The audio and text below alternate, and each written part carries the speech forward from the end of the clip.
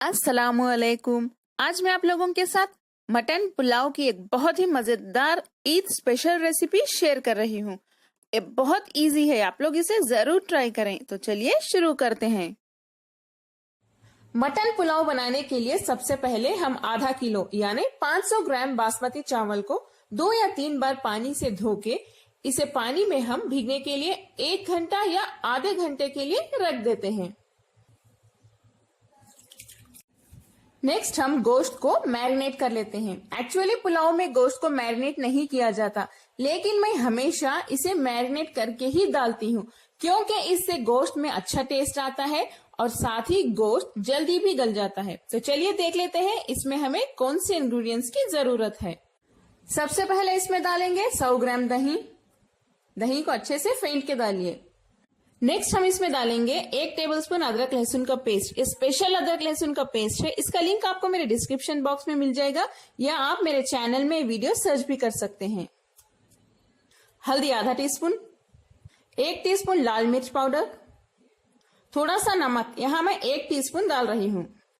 1 teaspoon गरम मसाला powder, ये homemade गरम मसाला पाउडर है और इसका लिंक आपको मेरे डिस्क्रिप्शन बॉक्स में मिल जाएगा या आप मेरे चैनल में सर्च भी कर सकते हैं। 2 टीस्पून नींबू का जूस। इसे अब हम मिक्स कर लेते हैं।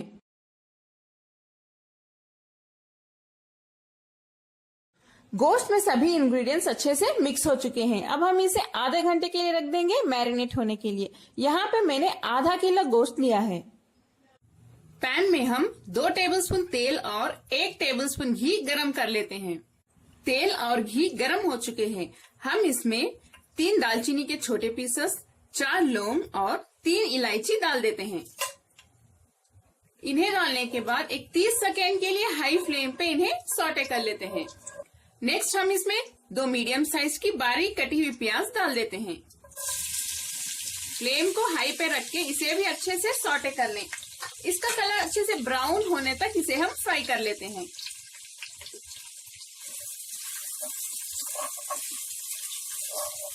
प्याज देखिए हमारी अच्छे से ब्राउन हो चुकी है। इस तरह से ब्राउन कलर करने से पुलाव का कलर भी बहुत अच्छा आएगा।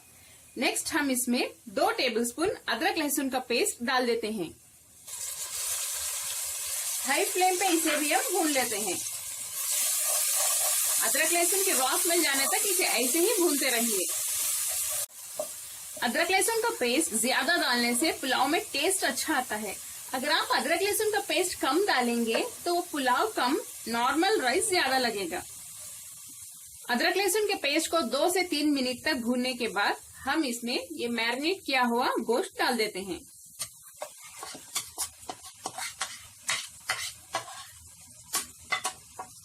फ्लेम को हाई पे रख के अब हम गोश्त को अच्छे से 5 से 10 मिनट तक भून लेते हैं।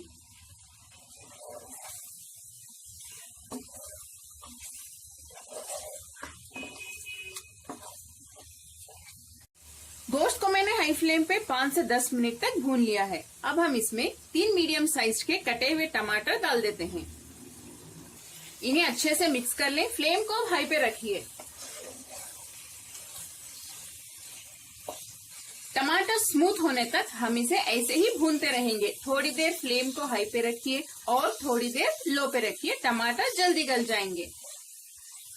नमक हमने ऑलरेडी मैरिनेट करते वक्त डाला हुआ है।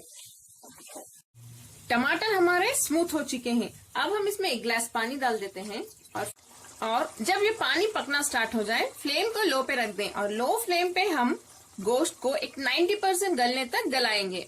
अगर आपके पास प्रेशर कुकर ना हो तभी आप पैन यूज करें। अगर आपके पास प्रेशर कुकर हो तो आप गोश्त को प्रेशर कुकर में ही गलाएं। हाई फ्लेम पे 1 विजिल यानी 1 सीटी आने के बाद फ्लेम को लो पे रख दें और लो फ्लेम पे उसे 10 मिनट के लिए पकाएं। गोश्त गल जाएगा। अगर नहीं गला तो फिर से थोड़ी देर गलाएं। गोश्त हमारा 90% तक गल चुका है और देखिए सभी मसाले भी अच्छे से पक चुके हैं, इसीलिए तेल भी अच्छे से साइड्स में और बीच में हर जगह नजर आ रहा है। हम इसमें थोड़े से धनिया और पुदीने के पत्ते डाल देते हैं। 5 कटी हुई हरी मिर्च। हरी मिर्च को देखिए इस तरह से कट करके डालें। हाई फ्लेम पे इसे मिक्स कर लेते हैं।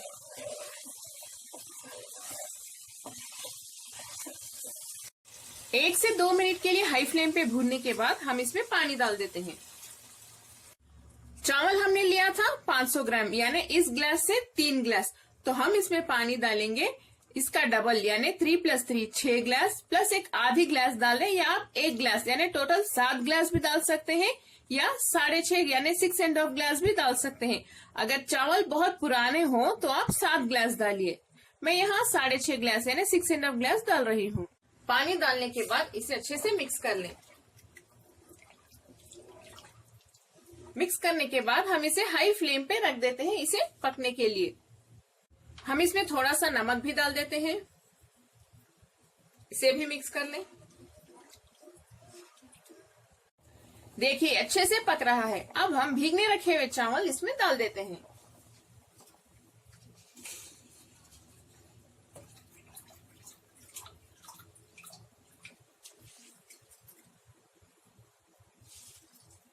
फ्लेम को हाई पे ही रखिए। चावल डालने के बाद इसे हम फिर से अच्छे से मिक्स कर लेते हैं।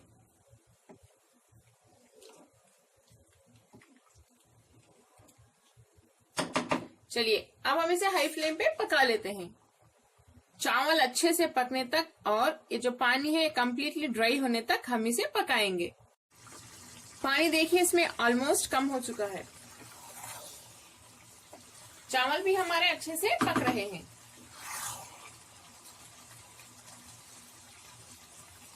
बस थोड़ी देर के लिए हम इसे पकाएंगे। देखिए पानी इसमें अच्छे से सूख गया है, बस थोड़ा सा ही नजर आ रहा है। अब हम फ्लेम को लो पे रख देते हैं और लो फ्लेम पे इसे हम एक 10 से 15 मिनट तक पकाएंगे, यानी दम पे पकाएंगे। इस पे लिड बंद कर देते हैं। 15 मिनट हो चुके हैं। वाव, मजेदार पुलाव हमारा यानी मटन पुलाव अब तैयार है। देखिए कितना टेस्टी लग रहा है। अब मैं फ्लेम बंद कर देती हूँ। आप इसमें स्पून अभी मत डालिए, क्योंकि इस वक्त अगर आप स्पून डालेंगे तो चावल टूट सकते हैं। इसे थोड़ी देर के लिए लिड बंद करके रेस्ट होने के लिए रख देते हैं 10 से 15 मिनट तक। उसके बाद ही इसकी प्लेटिंग करेंगे, वरना ये चावल भी टूट जाएंगे और ये बहुत ही ज्यादा चिपचिपा भी रहता है। इस वक्त ये बहुत ज्यादा टेस्टी बनता है। आप लोग इसे जरूर ट्राई करें। ये मेरी एक फेवरेट रेसिपी है। कमेंट्स में जरूर बताएं आपको मेरी आज की मटन पुलाव की रेसिपी कैसी लगी। अगर आपको मेरी रेसिपी पसंद आई तो मेरे चैनल कुक विद फेम को जरूर सब्सक्राइब करें और बेल आइकॉन भी प्रेस कर दें। लाइक करें और मेरे वीडियो को शेयर भी करें अपने फैमिली और फ्रेंड्स के साथ। अस्सलामुअलैकुम।